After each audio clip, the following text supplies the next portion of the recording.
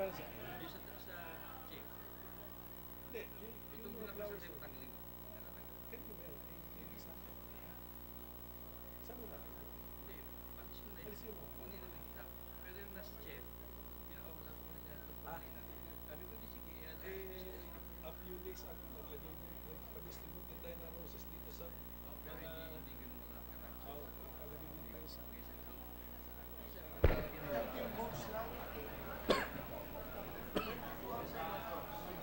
Kaya hindi ko makapaligid.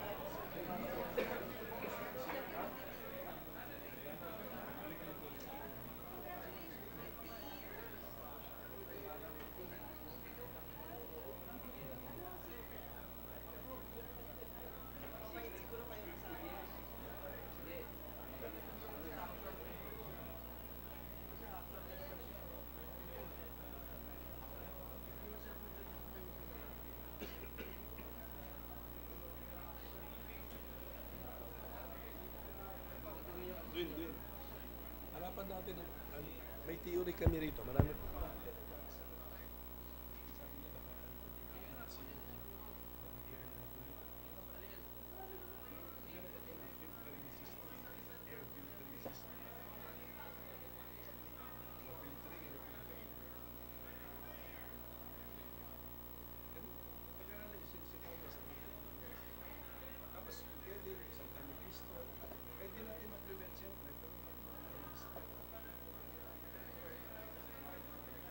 Pero siyempre,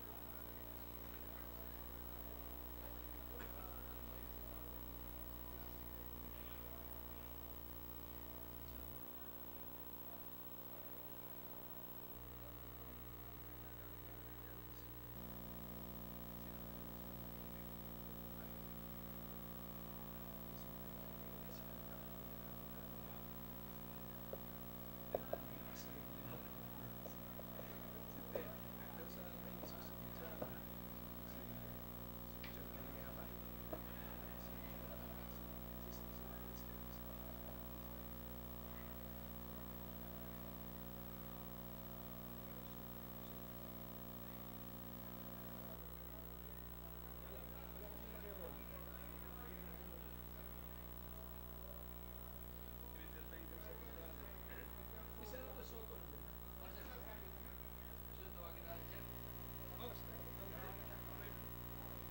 Balik ni Nancy.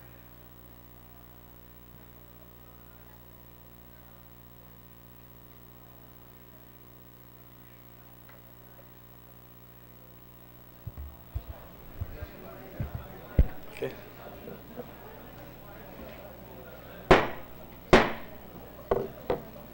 The 57th session of the Senate in the second regular session of the 17th Congress is hereby called to order. Let us rise for the prayer. Almighty and ever-living God, you are a God of good graces, compassion, and wisdom.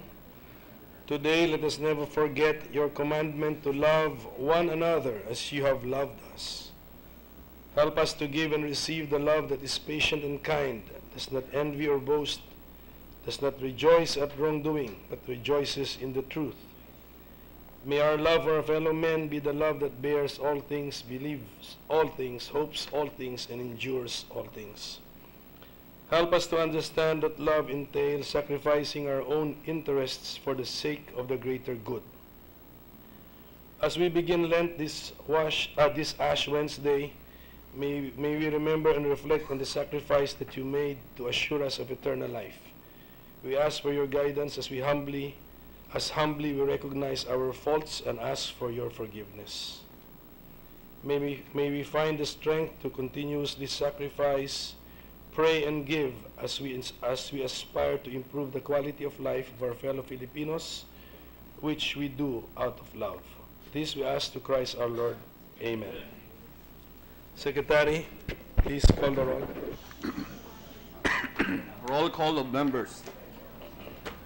The Honorable Senators Angara, Aquino, Binay, Ilima, Drilon, Ejercito, Escudero, Gatchalian, Gordon, Honasan, Hontiveros, Lacson, Ligarda, Pacquiao, Pangilinan, Po, Recto, Soto, Trillanes, Villanueva, Villar, Subiri, Senate President Pimentel.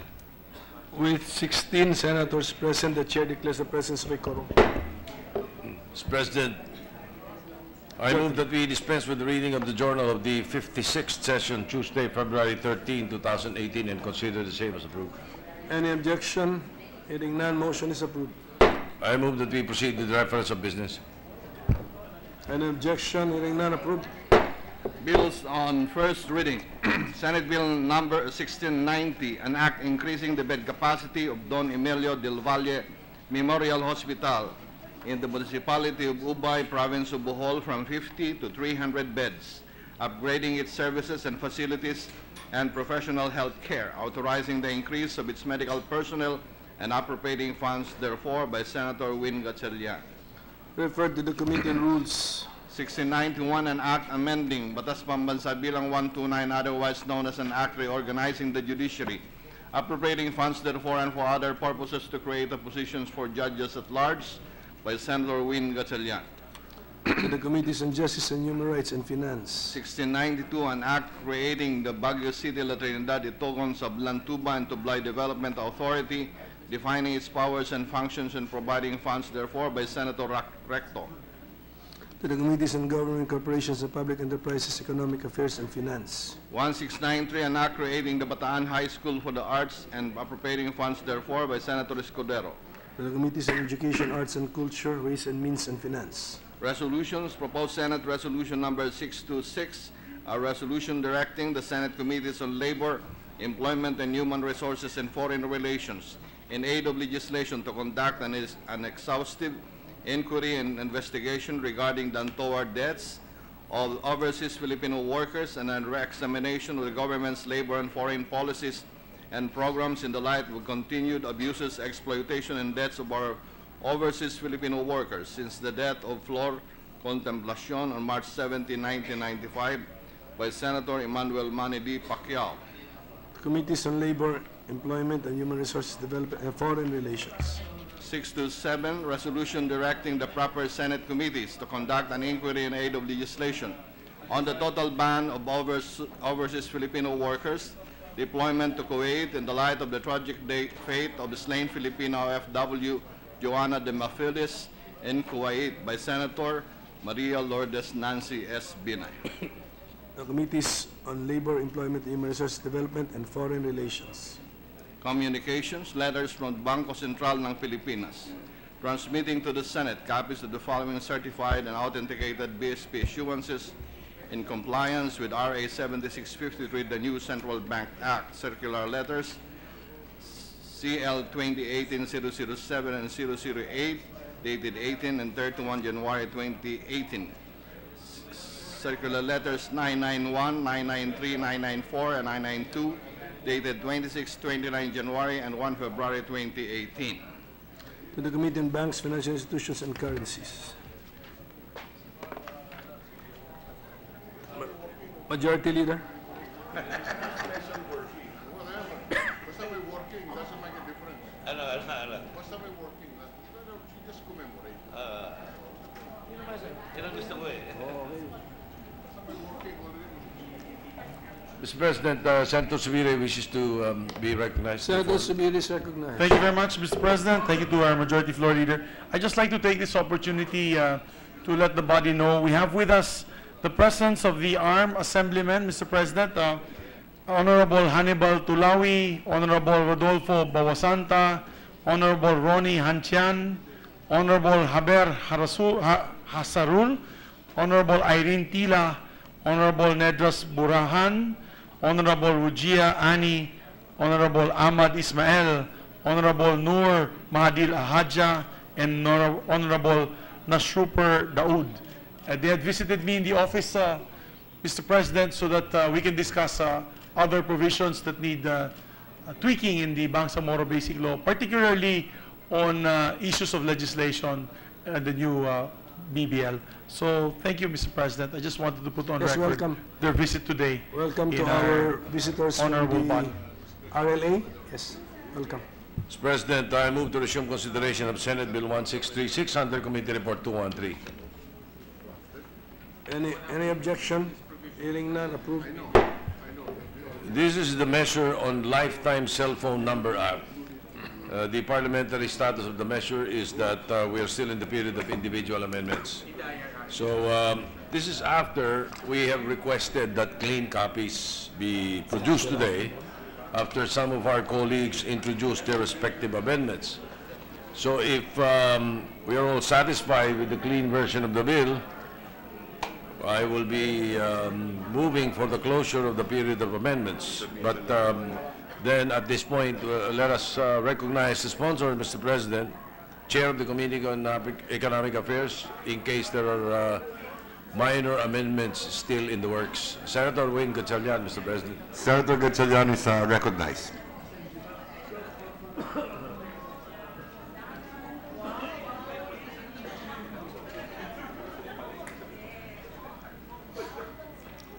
Senator Gatchalian is recognized.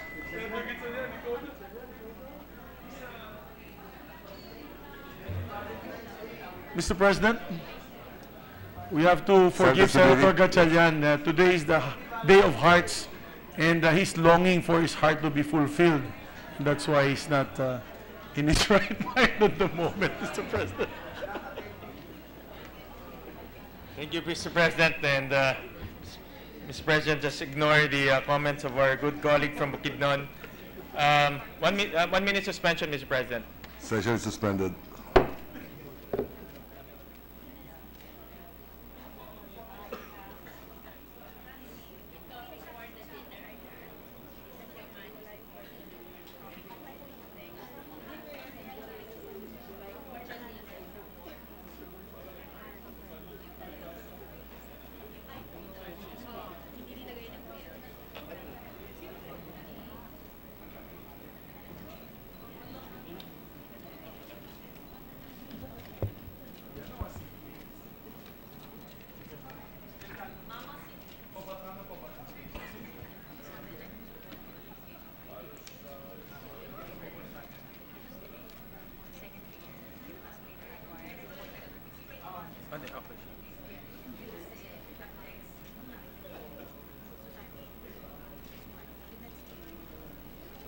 Individual amendments.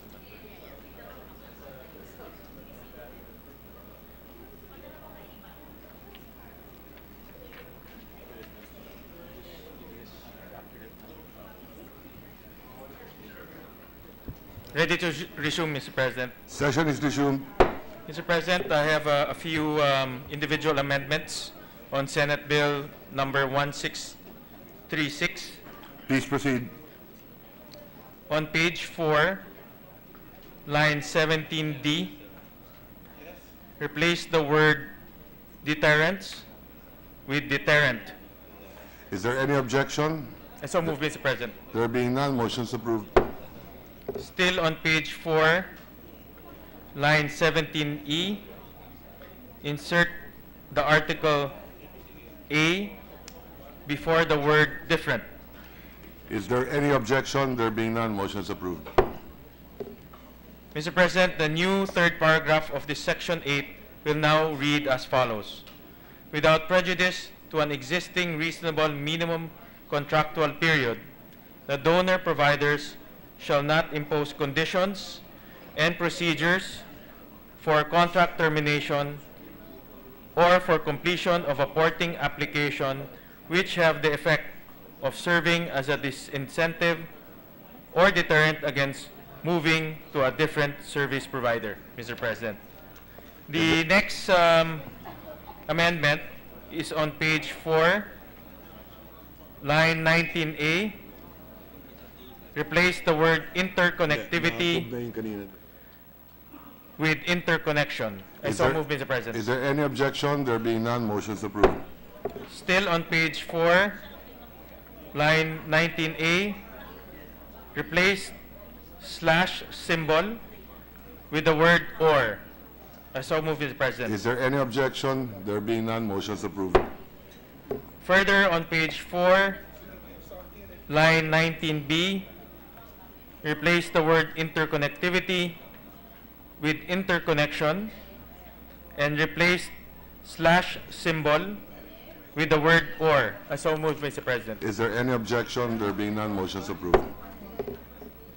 Still on page 4, lines 19B and 19C, remove the phrase public telecommunications entity and retain its acronym PTE without the parentheses. I so move, Mr. President. Is there any objection? There being none, motion is approved. Also on page 4, line 19C, replace the slash symbol with the word end. I so move, Mr. President. Is there any objection? There being none, motion is approved. Lastly, on page 4, line 19D, replace the word message with messaging and add the letter S to the word service to make it plural. I so move, Mr. President. Is there any objection? There being none, motion is approved. The new Section 10 will now read as follows. Section 10, non-imposition of interconnection fee or charge.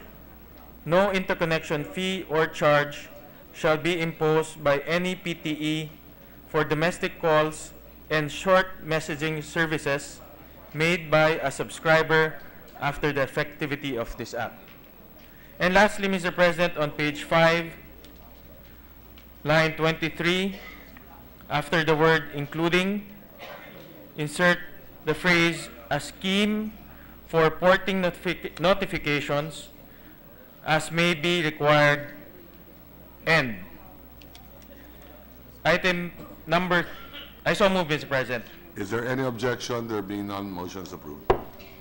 Item number 3 of the enumeration will now read as follows. 3, the coordinated procedure to be followed by each party in processing a mobile number porting application, including a scheme for porting notification as may be required, and the specific time limits given to every party to complete the required steps in the entire porting process, which process shall in no case exceed 24 hours. That's it, Mr. President. Noted. The manifestation is noted. Majority Leader.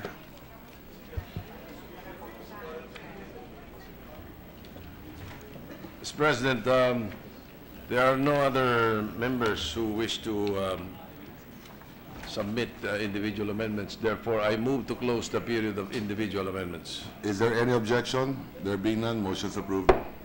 We have gone through a lot on this measure, Mr. President, and therefore I move to approve on second reading Senate Bill 1636 under Committee Report 213. Is there any objection? There being none, motion is approved. In the meantime, I move to suspend consideration of Senate Bill 1636 under Committee Report 213. Is there any objection? There being none, motion is approved. Thank you, Mr. President. As I promised yesterday, we will try not to keep the session long for today because Senator Drilon is being asked by his wife to go home early, Mr. President. Mr. President, we received a communication from Senator Villar for her intention to be a co-author of Senate Bill 15, an act establishing the Philippine Identification System, and this is principally authored by the Minority Leader, Senator Frank Drilon. Therefore, Senator Drilon agrees. For the record, we make note of it. Noted. Mr. President, I move to resume consideration of Senate Bill 1317 under Committee Report 100. Is there any objection? There being none, motion is approved. This is the measure on occupational safety and health standards. The parliamentary status of the measure is that we finished with the individual amendments last night on the measure. However, we have not closed the period of amendments pending the distribution of the clean copies to the body. So may we recognize the sponsor, Chairman of the Committee on Labor, Employment and Human Sources Development, Senator Joy Villanueva. Senator Villanueva is recognized. May we know if the copies have been distributed? Yes, the copies are distributed to all the members. And There are no other proposed amendments? No other corrections? Therefore, Mr. President, I move to close the period of amendments Is there any on Senate objection? Bill 1317. Is there any objection? There being none, motion is approved. Mr. President, I move to approve on second reading Senate Bill 1317 under Committee Report 100. Is there, And this is to make sure that the minority leader and the majority leader are made co-authors of the measure, Mr. President. is there any objection? There being none, motion is approved. Thank you, Mr. President. I move to suspend consideration of Senate Bill 1317 under Committee Report 100. Is there any objection? There being none, motion is approved. Senator Villanueva is recognized. thank you very much, Mr. President. Today we have shown our unconditional love and support to all Filipino workers through the passage on second reading of Senate Bill 1317 or the Occupational Safety and Health Standards Act. I sincerely believe, Mr. President, that we have all said yes to this measure, not because this day, Valentine's Day, is meant for love, but certainly because we understand the importance of health and safety in our workplaces. Kaya po, Mr. President, distinguished colleagues, maraming salamat po sa inyong pagmamahal sa ating mga manggagawa. Higit sa lahat, silang palagi pong nasa peligro dahil sa mabigat na gampanin sa trabaho. Ang ating pong mga construction workers, welders, heavy machine operators, BPO workers, factory workers, at marami pa pong iba. Mr. President, the passage of this bill on second reading is indeed an important milestone for the Senate, and this is just one of many proofs that the Senate works expeditiously to guarantee the well-being of ordinary Filipinos, our hard-working people. Taong 2004, Mr. President, noong 13th Congress, unang isinumiti ang panukalang batas na ito sa pamamagitan ni dating senador at minamahal ni Tita Cynthia Villar, Senador Manny Villar. Miyembro pa lang po tayo noon ng mababang kapulungan at natatandaan ko po, isinusulong na ang panukalang batas na ito. I'm sure that the original proponents of this measure, as well as former senators who sponsored this measure in previous Congresses, in 14th and 15th Congresses, sila Senator Revilla, Senator Lapid, Senator Ejercito Estrada, Senator Miriam Defensor Santiago in the 14th and 15th Congresses, among others, would be very proud of this outcome. Of course, allow me, Mr. President, to give my special thanks to the Senate Minority Floor Leader, former Secretary of Labor, Senator Drilon, for scrutinizing the measure and introducing amendments. Of course, our Majority Floor Leader, our Senate President Pro Tempore, our co-authors, my seatmates, and my colleagues. Again, thank you very much. After 4 Congresses, this bill is likely to see the light of day. There are many more work to be done to ensure that this measure will become a law. And when that day comes, I'm sure it's going to be a resounding victory to all of our workers. Ang mga manggagawa po, ang puso ng anumang negosyo, maliit o malaki mang kumpanya. At kung aalagaan, pakakaingatan po natin sila, ilalayo sa sakit o kapahamakan. Mamahalin din nila ang kanilang trabaho.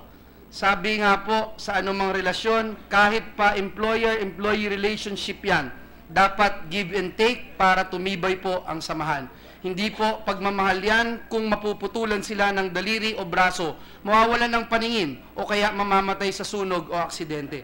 Ibigay po natin sa ating mga manggagawa ang nararapat na proteksyon at pag-aalaga habang sila'y nasa trabaho sa pamamagitan ng Senate Bill number 1317. Muli, Ginoong Pangulo, maraming salamat.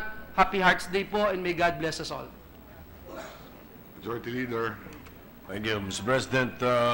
I move to resume consideration of Senate Bill 108 under Committee Report 81. Is there any objection? There being none, motion is approved.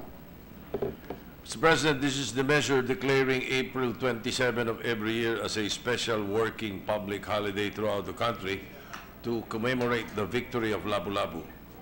The parliamentary status of the measure is that we're still in the period of interpellation. May we recognize the sponsor, principal author of the measure, Senator Richard Gordon. And to interpellate,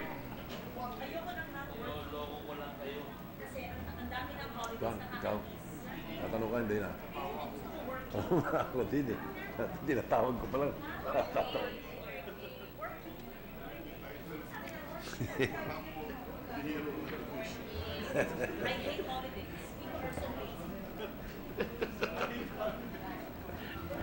The presiding officer was asking a question earlier, Mr. President. I wonder if you will continue. Well, I can ask the question for you.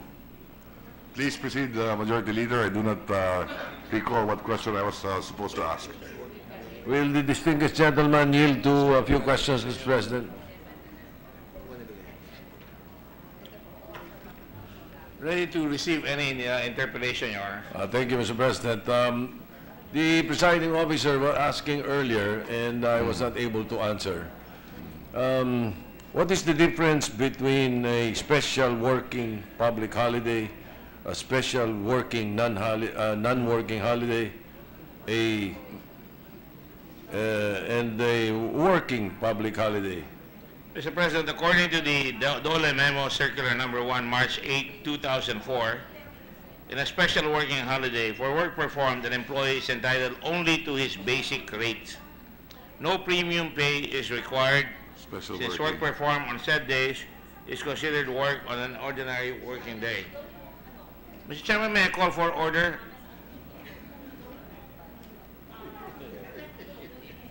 Mr. President,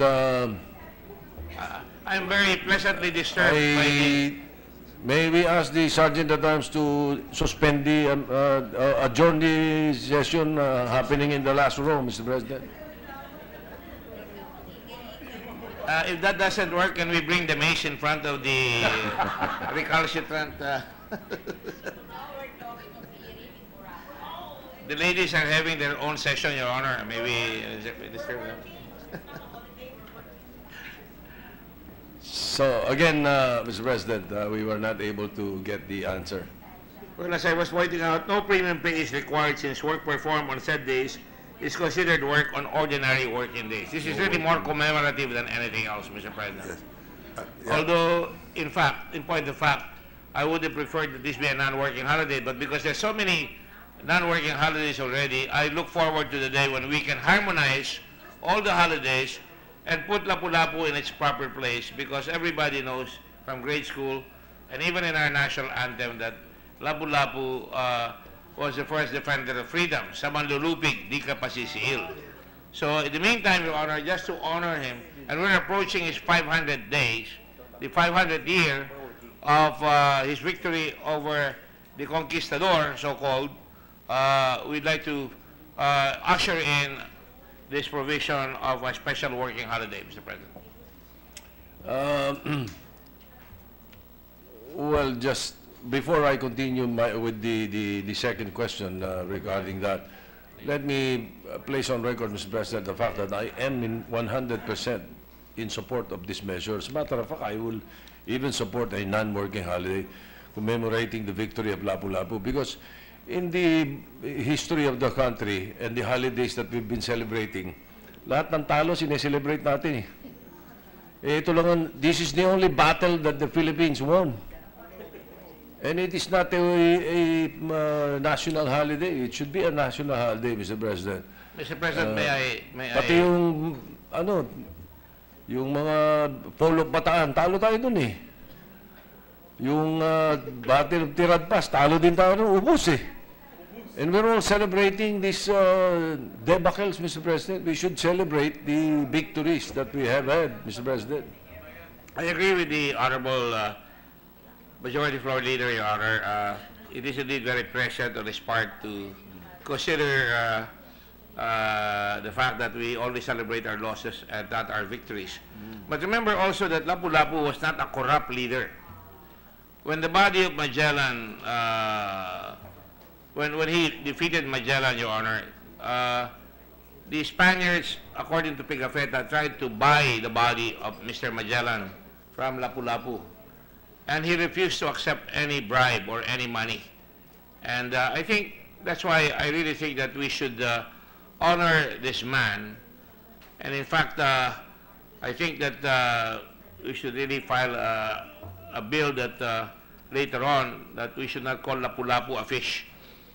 We should call Magallanes the fish, but not Lapu-Lapu, because I think it really diminishes the role. And when you come down to it, he is the first Asian to beat the colonial invader from the West. And if you look at the PNP, Lapu-Lapu is honored there. You know, it's sad that the Koreans even gave us a gift, and Senator Dillon and I went to Luneta at the time, and we were given a gift of the Sentinel of Freedom of Lapu-Lapu by the Koreans, which they commissioned. And it was placed around so that in the Luneta, you have the scholar, hero, Tagalog, Christian, Rizal, and in the back of the same area, you have Lapu-Lapu, the Muslim Visayan warrior leader, Your Honor. And that's why I think it is really timely that we do this. And eventually, it is my hope that when we approach the 500th year, by that time, we should be able to harmonize all the holidays so that we can put Lapu-Lapu in its proper place. At the moment, I would be happy if it were a working holiday, Your Honor. Mr. President, Senator Lacson was wondering if there are known descendants of Lapu-Lapu. If the former Secretary of Tourism would know. Unfortunately, Your Honor, from my own readings and from the readings of my staff, they have not discovered any descendants. We do know that I think at one time he fought in Sulu and against, and I think I'm not sure about this, but I think he went even to Sabah to fight against the enemies of the Sabah Sultanate at that time. And I think this led to the grant of the Sabah authorities, the grant of Sabah to the Sultanate of Sulu at that time. From my readings, he's supposed to be a Tausug, and then he came into Mactan, and remember that this man did not initiate a fight. The fight was initiated by the Spaniard, and because of hubris, he attacked him, and due to his stratagem, he was able to stop Magellan, because Magellan was guilty of hubris. He went off his boat at low tide, and he could not move because of his heavy armor. And it is not true that Lapu-Lapu killed Magellan. Lapu-Lapu defended what is known to him as the country, and I think most Filipinos have it in their veins, the blood of Lapu-Lapu. We may not know his relations, but I think he should be emulated by every Filipino as one of courage and one of principle. Mr. President, would the distinguished sponsor also know, or if we can find a research material to the effect of why the fish is called Lapu-Lapu, and who started this, Mr. President? Because abroad it's not called Lapu-Lapu, that kind of fish. It's a garupa or grouper. That's correct. So, sinong loko-loko nagpangalan ng isda?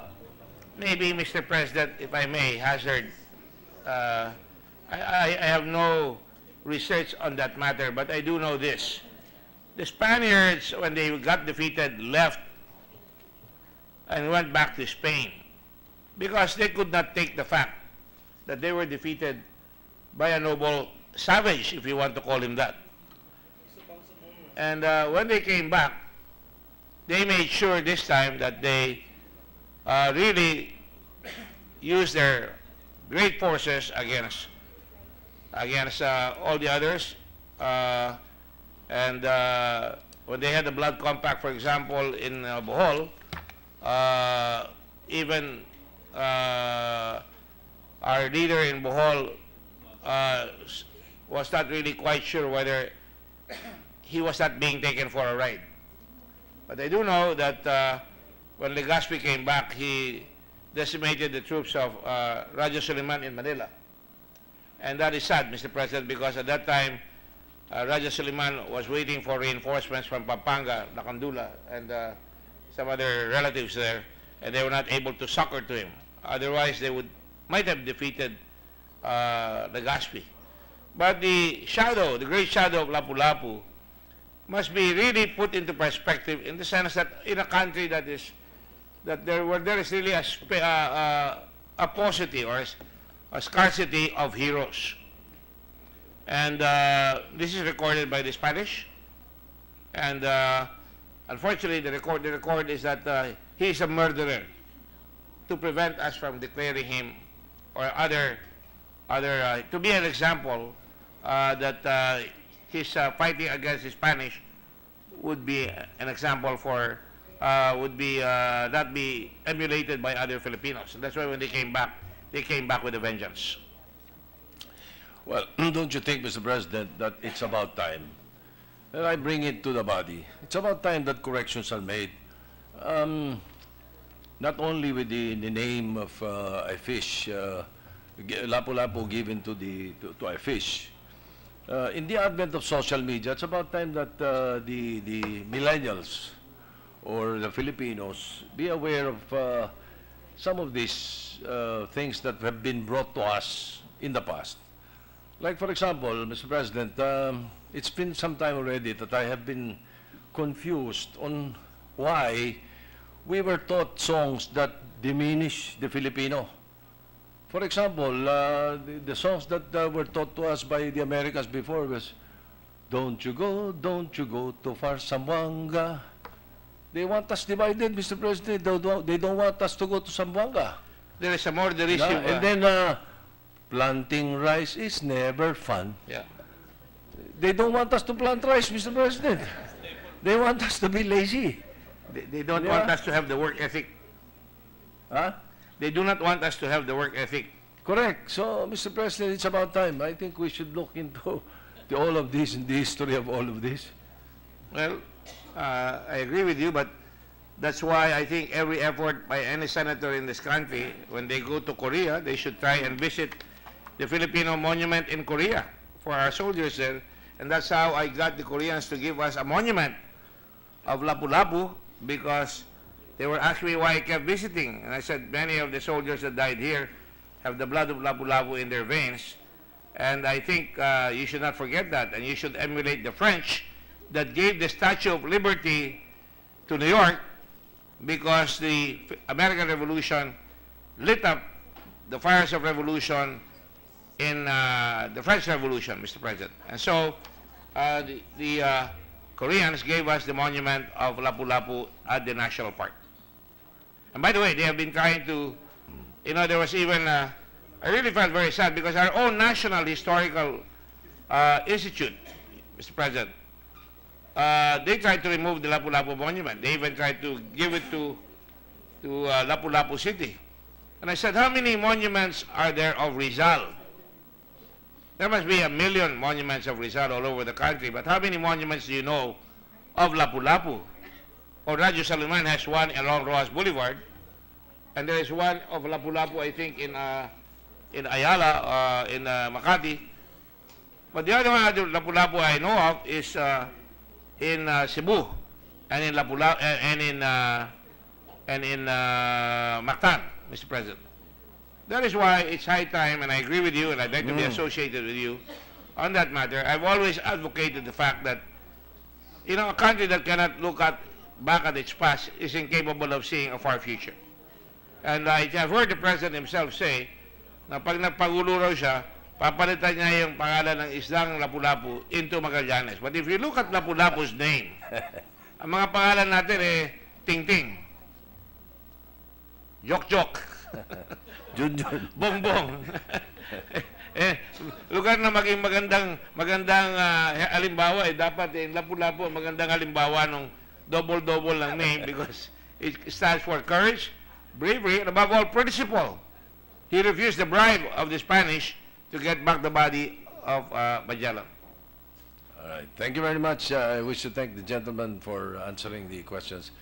And we do give our 100% support to this measure, Mr. President. I have no further interpellations. I wonder if there are any other interpellations. Senator Subiri, Mr. President. Thank you, Mr. President and Majority Floor Leader. Just a manifestation. We have with us today members of the Regional Legislative Assembly, or assemblymen of the future Bangsamoro area. Just for the information of the body, they actually revere Lapu-Lapu as a very, he's regarded as one of the heroes of the Bangsamoro people, in the likes of Raja Suleiman, Sultan Kudarat, Amay Pakpak. And so it's about time that we honor Lapu-Lapu and give him the greatness that he deserves in the history of our republic, the creation of our good nation. And if the author would allow me to be part of this measure as a co-author of this very important measure, if the sponsor will allow it.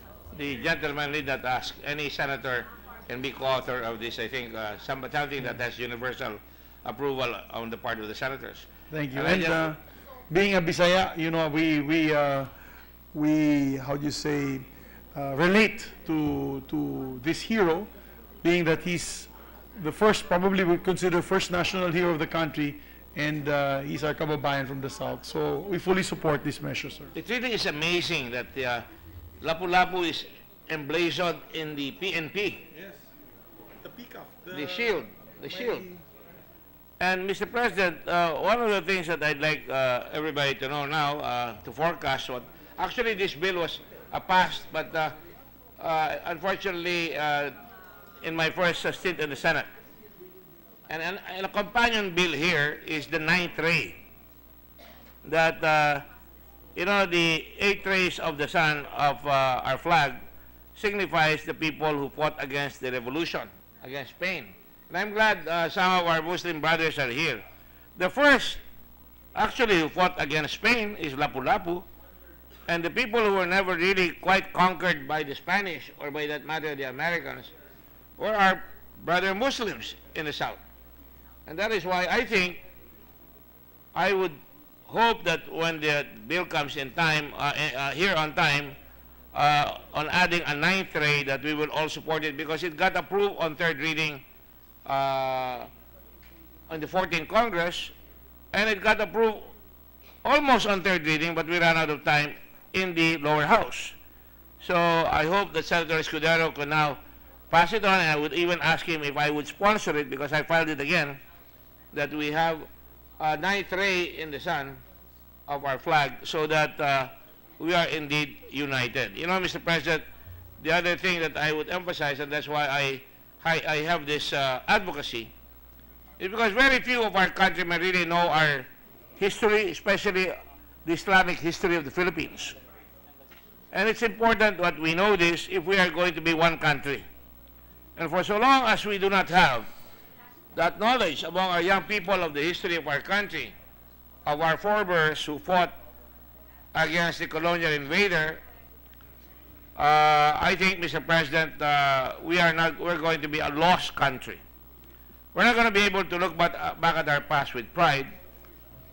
And, you know, unlike other countries that relate to all the other leaders in their country and are proud of that, Mr. President. So I think that this is a bill whose time has come. And again, I reiterate, I hope that on the 500th anniversary, we are now on the 497th anniversary. On the 500th anniversary, we can make it a holiday, a real non-working holiday, Mr. President, along with all the other heroes that we have not acclaimed to be part of that holiday, Mr. President. I submit, Your Honor. Majority Leader. Mr. President, I move that we close the period of interpellations. Is there any objection? There being none, motion is approved. President, I move to open the period of committee amendments, if there are any from the sponsor. Is there any objection? There being none, motion is approved.